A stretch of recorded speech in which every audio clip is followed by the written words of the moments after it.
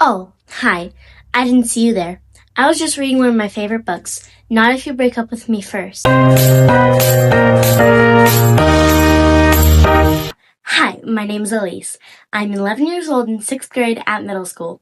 I'm also in my local reading bowl team and are here to tell you about my favorite book for the Tome Awards this year.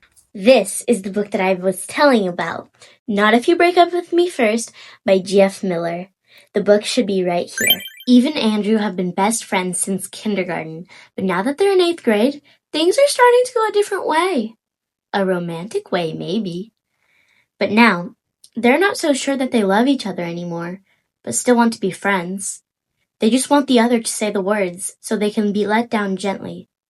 Can they get their friendship back on track and still find a way to not be dating anymore? Read this to find out. Well, personally, I really like this book, mostly because I like rom-coms. I especially like the parts where Andrew was trying to annoy Eve to get her to break up with him. It was so funny, especially when he tried to fend her off with his hairy armpits and talky breath. It was disgusting, yet hilarious at the exact same time. I honestly didn't know how they could mix romance, comedy, and the ability to literally laugh out loud in the middle of class into one book. But somehow, they did it, and voila, here we are. This is a really good book. I think people aged 9 to 13 would really like this book, since that's when kids start having a little bit of crushes, huh?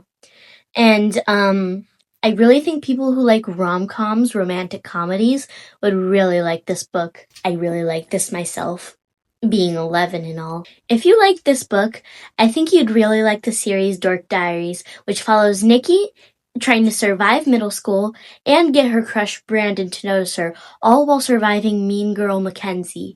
In conclusion, I'd really recommend this book for kids of all ages, and even some adults, because this also follows the parents of Eve trying to get along, and it's not going great, and it looks like a divorce for Eve, even with the romantic tragedy going on in her life. So if you're going through something similar, maybe read this, share Eve's experience. I don't think people who like historical fiction and stuff would like this, because it's not very historical. And, it doesn't even say what year this is in, so if you like historical fiction, I don't recommend this.